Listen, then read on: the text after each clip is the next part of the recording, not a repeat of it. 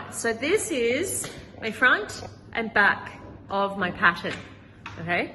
What we have to do now is we have to do this inner leg, this crotch seam that goes under in between your legs, okay? So this is your tummy at the front, this is your bottom at the back, and we need to join this seam together. So we need to put our other piece right side down. So we're going to turn it around and put it on here so it's right side together. Line up your seams. So this seam here needs to line up with this seam here, and you'll put a pin there. I'll show you that in a minute. All right, so there's my inseam. That's all been pinned. Now make sure you're pinning in the direction that you're sewing. So this is where I'm going to start. So my pins are all going in that direction around the U. All right, so I'm going to sew around this U from here.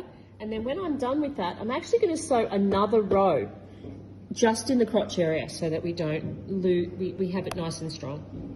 All right, so I've sewn this whole inseam, inside seam, which is the crotch area all the way through, but I'm actually going to reinforce it. I'm going to do another line of stitching really close, just between the notches, between this notch and this notch. I'm going to do another row, just like 1/2 centimetre out from that first row. So I'm just going to line the foot up with that first row of stitching, and I'm going to stitch just along here.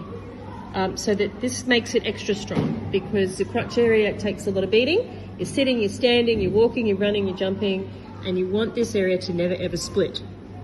Okay, the first thing I'm going to do here is I'm going to trim. So I've done my second row of stitching here, but I'm going to trim really close to this. So I'm going to cut through here. I don't seem to be quite so big. We're going to get there eventually. So I'm going to cut off past the notch and come past here. But I'm trimming really close to that second row of stitching.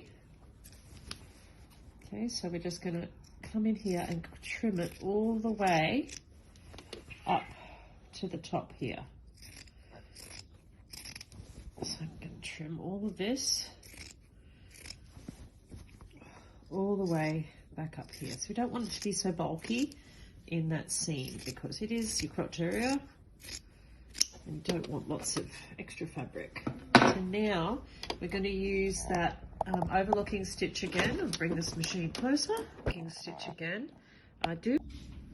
Okay, so I have just done that line of overlocking stitch on the edge all the way in the crotch area. And we're on to our next step.